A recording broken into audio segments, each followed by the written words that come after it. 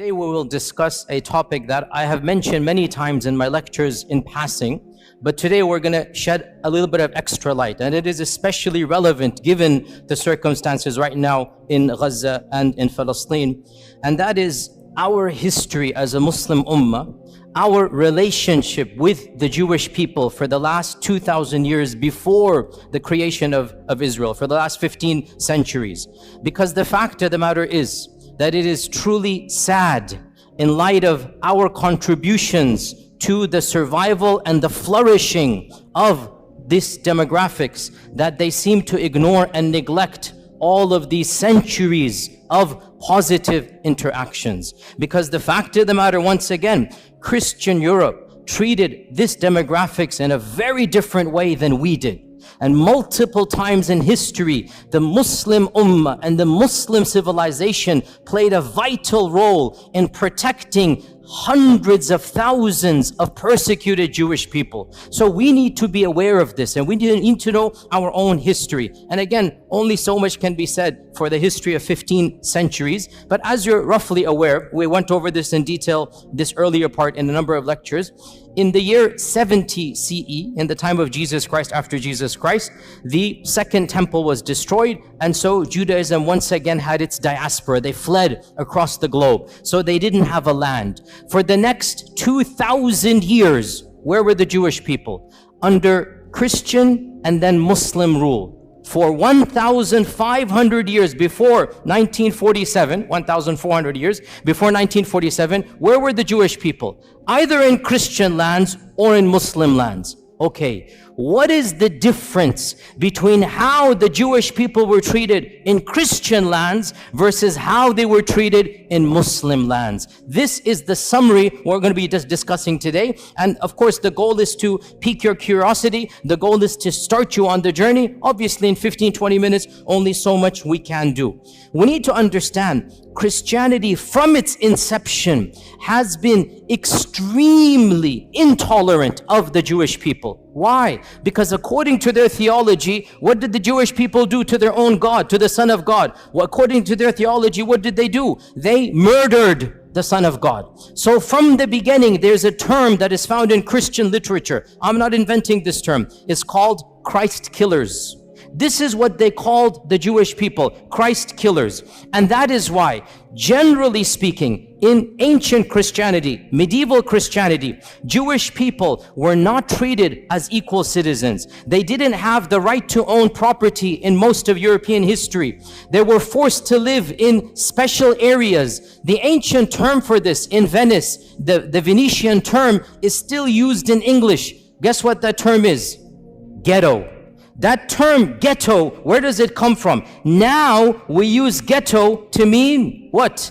A very poor, very impoverished part of the city. Well, it was called ghetto for the first time in Venice in the 1200s from a Venetian term to mean low class. It's literally a term that was used for Jewish people. The term ghetto in English comes from them having to live in a separate place of the city. Jewish people in Europe were prohibited from any noble profession. They had to take ignoble tasks. They were prohibited from owning land. They were prohibited from rising up in the ranks of nobility. In fact, the one job that they were not prohibited to do, and that's why they started to do this more and more, was the job that was prohibited by the church, and that is lending of money. The church said you cannot lend money on interest. And Christians, if they do so, they're going to go to hell. They're going to be damned. This is Christian law, by the way.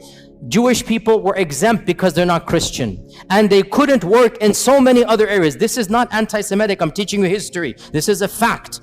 Jewish people then took on, by and large, in Europe, the profession of money lending, charging interest. Because they weren't allowed any other job. They weren't allowed careers, and this was prohibited by the church. You'd be damned. So what did they do? They became the proto-bankers, the first bankers. And so what's going to happen, slowly but surely, their wealth did increase. This is not a anti-Semitic. It's the fact of the matter is that they were involved in this profession, and that is why rich dynasties from this group did begin to rise in the 15th, 16th, 17th centuries. But that's because they were the ones lending money. Eventually, eventually the church had to buckle under pressure and change their law and say it is now allowed for Christians to do. Otherwise, Christians forbade Christians from lending money with interest. It was haram for them. The church would excommunicate you. That's why this group began to do this. In the 11th century, when the Crusades was announced, in 1095, 1096, the first Crusaders, they left England, they left Italy, they left France, and they made their way to Jerusalem, wanting to free, quote unquote, Jerusalem from Muslim lands. Do you know what happened before they reached Jerusalem? They started massacring Jewish people. Where? In Europe. Why? What has that got to do with Jerusalem? They began to reason, if we're going to go to Jerusalem where Jesus walked, we should avenge his death before we get there. And so, thousands, this is the first time where pogroms happened against Jewish people. Entire cities in Europe, entire cities in Germany, this is in 1096, 1097, entire cities were decimated from their Jewish populations. It is really pathetic what the Christians did. The women and children ran to the synagogues begging for freedom, and they burnt the synagogue with babies in it. They burnt it. Who? The Christians. Why? Because these are Christ killers. I say this because you need to know, where is this anger? Where is this anti-Semitic coming from? It's coming from Europe. We Muslims had nothing to do with any of this hatred. And you need to know the irony of how we can be accused when in reality this notion of anti-Semitism comes straight from Europe. In the year 1215, the church gave a decree that Jewish people could not live like normal citizens any Christian land. They had to wear a different clothing. They had to live in different places of the city. They had to have specific professions. This is the Vatican. This is the church normalizing the discrimination of Judaism. This is in 1215. Don't be surprised in a few decades, 1290, King Edward of England said, I don't want any of these people in my kingdom. So he made a decree to expel every single member of the Jewish faith from England. For 400 years, there were no Jewish people in England. 400 years. Why? Anti-Semitism. The king said, none of these people are going to be here. And Shakespeare writes his plays during this time. But the stereotype, the negative, evil stereotype remains in the psyche of Europe. Go read Shakespeare's plays. Go read how he writes about Shylock the Jew. This is Shakespeare, not me. Shakespeare is an anti-Semite in every sense of the term. The stereotypes, the negativity, and ironically, he's never interacted with the Jewish person because there are no Jews in England when Shakespeare's writing because of the decree. Only in 1680 or something, the king relents and allows them back in. And that is why, by the way, to this day in England, the Jewish population is very small compared to other places in Europe because for 4 centuries, they were banned. And one of the worst manifestations of anti-Semitism took place in Andalusia, but not under us. When Ferdinand and Isabella Reconquista, when they conquered Granada, the Muslim land, when they conquered Granada, the first decree, less than 1 week or 1 month after they took power, 1492, they made the decree. It's called the Decree of Al-Hamra because it was in the Hamra Palace. There shall be no Jewish people living in Andalusia. Hundreds of thousands of Jewish people were forced to convert to Christianity or were sent into exile. The entire population of Iberian Spain, and there were, we don't know, 300,000-400,000, 500,000 Jewish people. They were either forced to convert under torture or they had to flee for their lives. And this is one of the worst manifestations. Now you get to Hitler in the 1930s and 1940s, which is of course the worst anti-Semitic outburst in all of human history. And this needs to be said bluntly. Hitler did not come in a vacuum. Hitler is tapping into mainstream Christian notions of anti-Semitism. The term anti-Semite, the birth of anti-Semite, the notions of anti-Semite, it has nothing to do with Arabs and Muslims.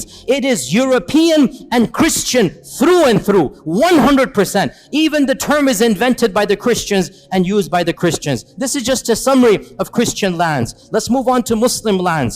Subhanallah, wherever Muslims went and there were Jewish people, the Jewish people faced a type of flourishing. They were given a type of protection they could never find in Christian lands.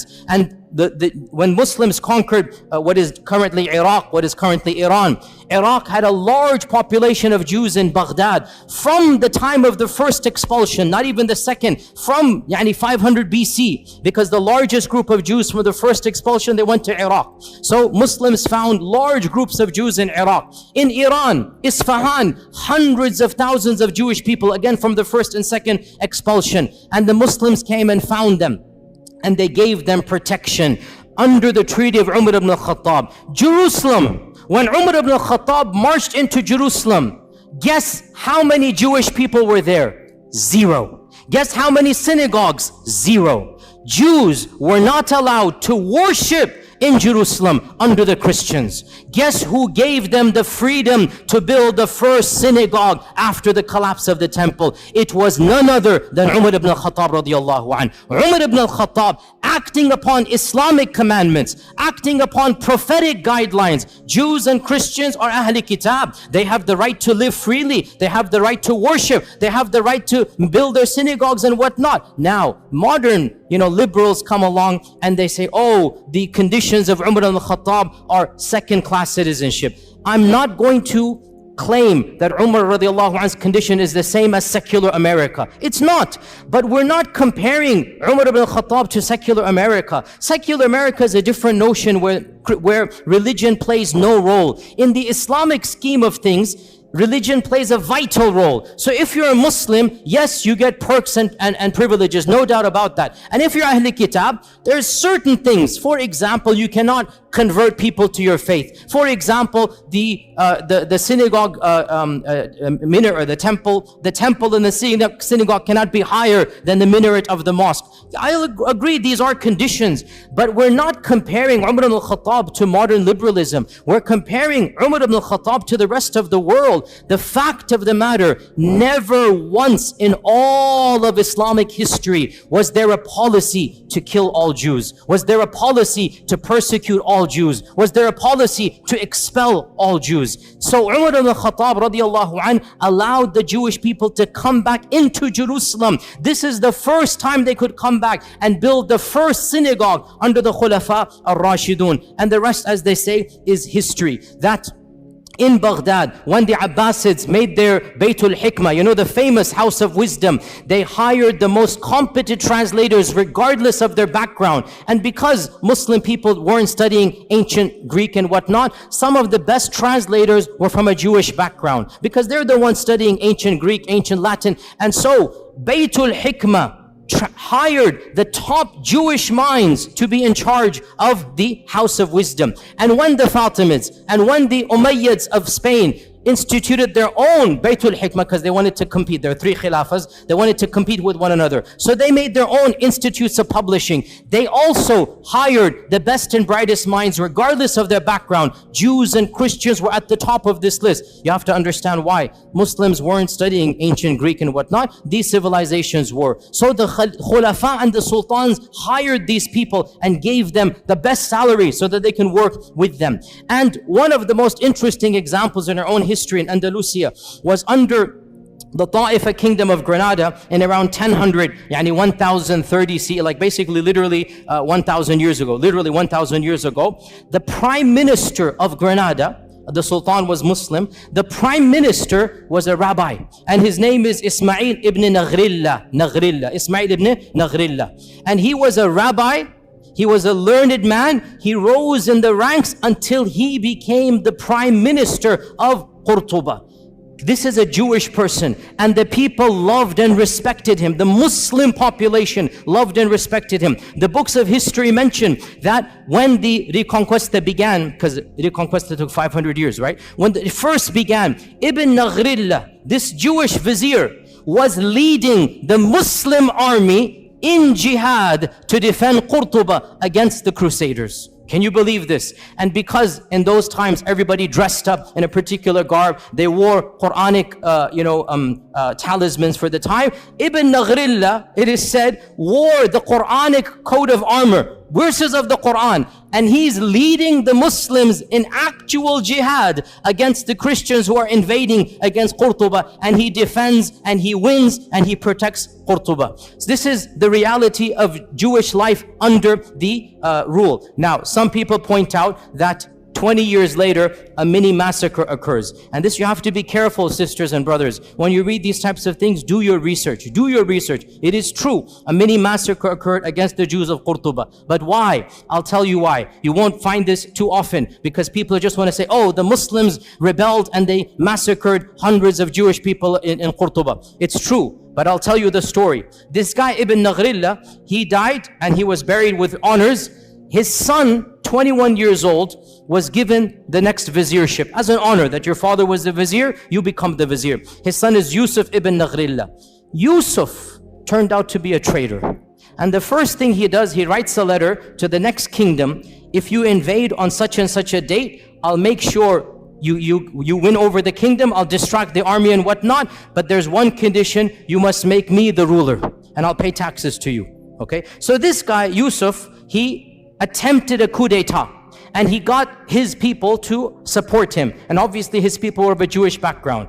The letter was uncovered, the Muslims went wild, mobs attacked the palace and literally shredded Ibn Naghrillah, Yusuf, the son of the famous one. They literally shredded him and tortured him to death, and then they turned on his core, killed them, and then it is true, sad, the mobs turned on the Jewish quarter because they thought this was a Jewish revolt against the city, and innocent people lost their lives. But the point is, no sultan gave the command, no government instituted this, and the reason why it happened was not because they were Jewish. It's because the notion came that the entire community is treacherous to us. That's why this happened. Then things went back to normal and Jewish communities began to flourish. Within 150 years, the greatest Jewish mind in all of Jewish history was born and raised and studied in Qurtuba. Who is this person? Who can tell me? Musa ibn Maymun. Rambam is what the Jewish people call him. The holy rabbi, Rambam. Memorize this name. That's a title, honorific title. Musa ibn Maymun, Moses Maimonides. In the entire history of Judaism, there is no theologian that is more respected and venerated than Rambam. Rambam, Moses Maimonides, born and raised in Qurtuba, traveled the Muslim world, died and is buried in Egypt, in Cairo. He spoke fluent Arabic.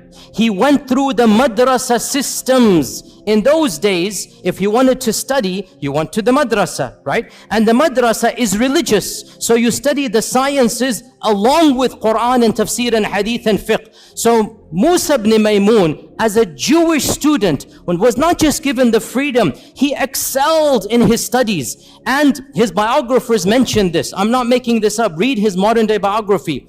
He lived like a Muslim, prayed like a Muslim, recited Quran like a Muslim. Nobody forced him. It was free. Andalusia, you could be who you are. But he was in such awe of Islam that some people say he secretly converted for a few years. Allahu A'lam. But he lived like a Muslim in the dorms. And there was no pressure because in Andalusia, there was a type of religious freedom that was not found anywhere in Europe. You could be a Christian, you could be a Jew, you could be a Zoroastrian, you could be a Muslim, and everybody lived freely in Andalusia. But Rambam decided to act like and memorize the Quran like a Muslim. Eventually, he goes back to his rabbi, profession, and he begins writing. Now, this deserves an entire lecture. I don't have time to get into there, but it is one of my areas that I love to read about because intellectual history is my area.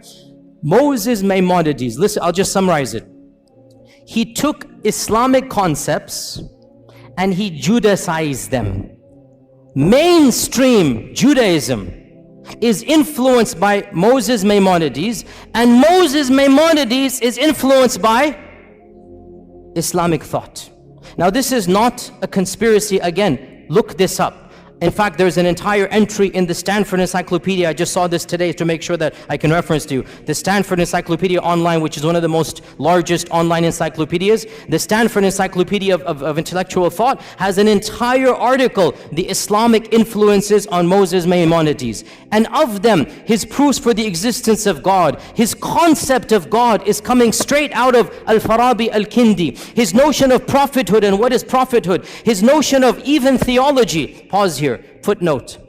Sounds strange, I know, but Judaism, by and large, did not concentrate, did not care about belief. Judaism cared about what? What? Law. Judaism cared about how you act. It had almost nothing to do with Aqidah. That's why they don't have any book on Aqidah. The first book of Jewish theology, who wrote it?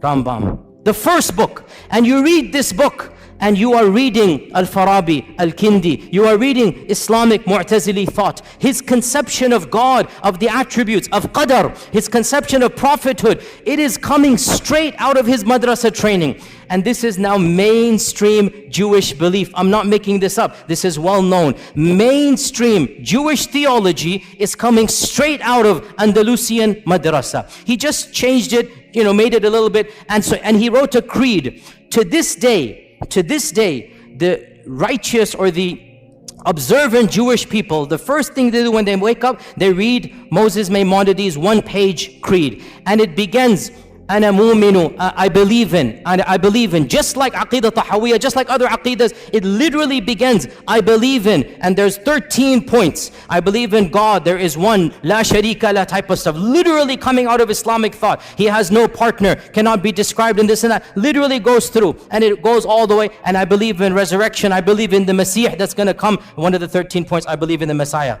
So this is coming from Musa ibn Maymun. By the way, one interesting thing about Rambam, wallahi, so ironic. He became the best physician of his time because he mastered Ibn Sina. So he read Ibn Sina, he mastered Ibn Sina. Now he's the best physician. He works his way up. Guess who he becomes the personal doctor to? None other than Salah ad-Din al-Ayyubi.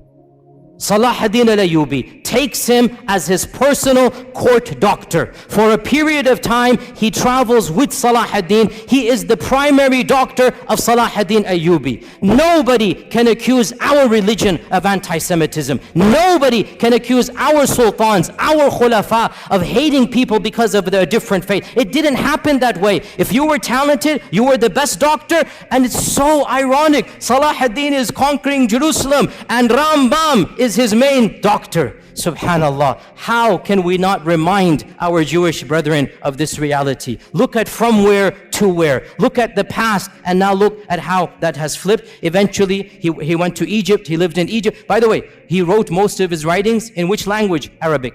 The chief rabbi of Judaism is writing his books in Arabic. This is well known. You can see them and look at them online. And he has a book called The Guide of the Perplexed. And there are a number of papers about this, that this is coming straight out of Al-Ghazali's Al-Munqidh min al-Dalal. Literally, Imam Al-Ghazali wrote Al-Munqidh min al-Dalal, and there is a book that he wrote for his people, The Guide for the Perplexed. And it has the same motifs, the same notion. Again, it's not copy-paste, because in the end of the day, he's an intellectual thinker, but he takes ideas, he takes notions from Islam, and he Judaicizes them, which is what we expect to do. But where is the origin? What's the kernel? From our faith tradition. It is true to say that never in the last 2,000 years before the creation of this country has the Jewish people flourished as they did under Muslim Spain, under Islamic Andalusia, their greatest minds, their largest synagogues. You can visit their synagogues to this day in Qurtuba, in Granada. They still have their synagogues that were built not under the Christians, under the Muslims. Now in 1492, Ferdinand Isabella come, the first decree, all Jewish people will leave or convert or die, be killed. Where did these 500,000 Jewish people go? The Sultan Muhammad II gave a decree. Anybody who flees from Andalusia shall be welcomed in our lands anywhere you are. And he said, any vizier, any governor, any businessman who impedes their settling, who stops them to settle in any city, shall be punished by the Sultan himself. Sultan Mehmed II welcomed hundreds of thousands of Jewish people in 1492 with open arms. He literally saved them from execution or forced conversion. And he was angry at Ferdinand and Isabella, and he goes, this is not a good policy. But he thanked them. He goes, but you are giving us your good minds, your good workers. Don't worry, we will take them. Because of this, sisters and brothers, where did they go? They ended up in Morocco, in Tunisia. They ended up in Egypt. Hundreds of thousands of large Jewish communities were living in the Middle East, in Yemen. They were living there because Ferdinand and Isabella expelled the Jewish people. Muslims welcomed them and they said, Tafaddal, come and live here. And they lived here up until 1947. And by the way, before we even get to 1947, let's not forget another chapter in Muslim Jewish history. And this one, I was honestly surprised when I found out. Under Nazi rule, when you're all aware what Hitler did, he made a policy, all the people of that background shall be exterminated. The most inhumane, barbaric policy in the entire history against the Jewish people was Hitler. He literally exterminated them by, gas chambers and whatnot. Guess who intervened where possible? In multiple countries, Muslims, sometimes at risk to their own lives, stood up and protected Jewish people. And wallahi, brothers and sisters, I say to you honestly, I have visited Auschwitz and Dachau. I have studied this chapter in history. Wallahi, I swear to you, if I were alive at that point in time, I would hope to Allah that I have the courage and bravery to stand up against the tyranny of Hitler and to protect innocent women and children. The way they were brutalized, the way they were rounded up and just killed for no reason. Innocent babies, we saw thousands of toys and thousands of shoes of children literally just piled up there, killed for no reason. I would hope I would have that courage as well. And I was so happy to hear so many people stood up. The Sultan of Morocco, interestingly, Morocco was under the French rule, and so technically it was not independent. Yet when the French said, give us your Jewish people, Sultan Muhammad V said, no way. These people are our brethren. They have lived with us for centuries. They shall not be handed over. So Sultan Muhammad refused to obey the Nazi policies under the French rule of the Nazis. Tunisia as well refused. The Ottomans refused. In Bosnia, the Muslims refused. And perhaps the most brave act of courage, because it wasn't a government, it was brave. In France, the Muslims who were under the Nazi occupation. So the Nazis, if you remember your history, they invaded France and they took it over. So you have Nazi rule in France for a few years. You literally had Nazis ruling France before the liberation in 1947. So Nazis are in control. Muslims were allowed to live as second-class citizens.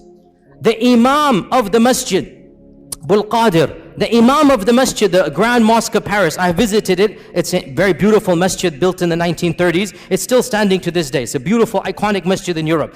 The Imam of the Masjid gave a secret talk to the Muslims, and he encouraged the Muslims, if you know any Jewish friends of yours, bring them in. We will protect them in our mosque.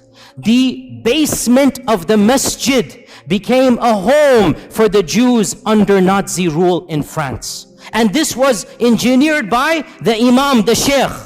And some people didn't have space. He forged Islamic documents and told them to dress like Muslims. And it is said he saved over 1,000 people by this policy. 1,000 Jewish people in France were saved by the Muslim community who literally banded together. They didn't tell any secrets. There were families in the basement of the masjid, and those that didn't have space, the Imam personally forged IDs that these are Muslims. Because in the end of the day, what do the Nazis know? They look different, they talk different, they dress different. Khalas, they pretend to be Muslims.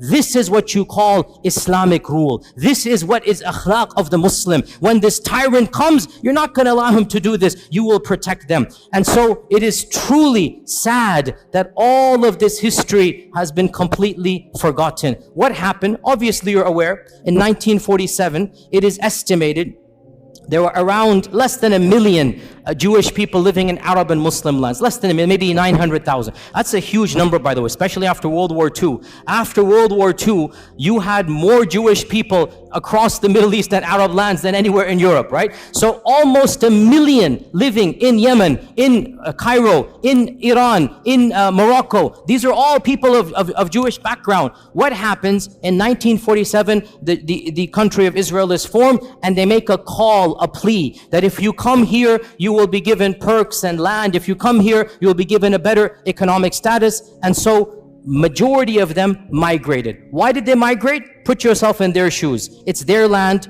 from their perspective, obviously. They're getting their own people. They're getting a citizenship. They're getting land. They feel it's going to be safer for them. Some of them believe in Zionism. And yes, I'm not going to deny, because of the atrocities in 1947 and the massacres against Arabs, it is true, in a number of Muslim lands, for the first time in history, these types of sentiments that we now are familiar with began to develop against the Jewish population. I'm not going to deny this. But why did it happen? Because of politics of Israel. Not because they were Jews, because Israel massacred thousands, hundreds of thousands of Muslims, expelled hundreds of thousands of Arabs. Well, then there's going to be a feeling of sentiment. Why are you guys doing here? Go where you belong and whatnot. So all of this put together, in the next 5 to 10 years, from 900,000 Jews in Arab and Muslim lands, currently it is estimated there are less than 15,000 across all lands. 200 here, 500 here.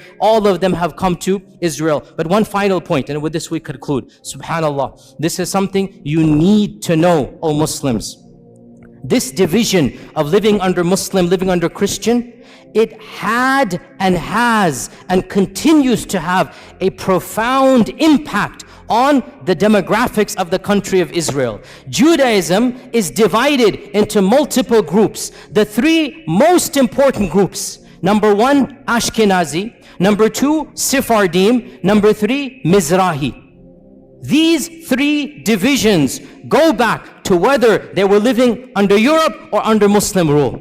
And the most Europeanized Jewish people are the Ashkenazis. These are the ones, they never lived under Muslim lands. These are the ones, they have a different cultural background. They're more European. Generally, they're more secular. Generally, they're the ones in charge. Generally, they're socioeconomically privileged, and they're the governments ever since the founding of Israel. Sephardim are those Jewish people that were kicked out of Andalusia. And Mizrahi are the Jewish people who lived in Arab lands, Yemen, Iran, other places for many millennia. They are the smallest. Generally, Sephardim and Mizrahi are more pious. They're more orthodox. They're more religious. They're more believing in God. And a lot of you don't know this. In Israel, they are treated like second-class citizens. In Israel, because they can tell by your looks, they can tell by your name, they can tell by your culture. The Ashkenazis, who have a white skin color, are the superior class. And of course, there's even a lower category, the Falasha, which are coming from Ethiopia, and you should see how they are treated in Israel. They are the lowest of the low. But above them are the Mizrahis, and above them are the Sephardim. Sephardim and Mizrahis, they are ghettoized in Israel. In the 40s and 50s, they were not given the land they were promised. They were not given the perks that the Ashkenazis were given to. They were not given government positions. And this caused, I'm not joking, you can look this up, in the 60s and 70s, political parties, some of them semi-violent, from the Sephardim, from the Mizrahi, were formed to fight against whom? Against whom? The Arabs? No, Ashkenazis. To fight for their rights. And these days there is a massive party in Israel called the Shas Party, S-H-A-A-S, the Shas Party. It is the 4th or the 5th largest party. It is a party that was founded to protect the rights of the Arab Jews, i.e. the Sephardim and the Mizrahi Jews, so that they have equal rights as the Ashkenazis. You have to realize racism is rampant in that group of people, even amongst their own. Any Jewish person who lived in Muslim lands, who spoke Arabic, who comes from an Arabic culture, is not treated with the same respect as the Europeans. And this is well known, open secret. Go look it up, go do your research in this regard. So this is one point. And then I want to conclude on this point, sisters and brothers, and that is that we are not mentioning this. Wallahi, we are not mentioning this to remind them of a debt they owe us. No. We did this because Allah told us to do it, not because of them. We did this because our Prophet ﷺ taught us this is how we treat minorities. We would do it all over again. But we just want to show the world this is Islamic law. This is Islamic Sharia. The freedoms that they had, the intellectual, curiosities, the books that they produced, they couldn't produce a fraction of them in Europe in medieval times. And that is what we give to the world. It is truly sad. And we don't say this as a debt or a favor. We're just pointing out the facts. It is truly sad that the same descendants of those whom we saved, those who were given refuge with us, they have flipped the script and they are doing what Hitler did to them, they are doing to the very people who protected them. And we just say this as a historical fact and record. Otherwise, we complain to Allah and Allah alone. These are facts we should all know, and we are proud as Muslims of our history, and we're proud of our Sharia, and there's nothing to be ashamed of. Alhamdulillah, thumma alhamdulillah. And inshallah we'll continue in the same vein. Jazakumullah khair. Assalamu alaikum wa rahmatullahi wa barakatuh.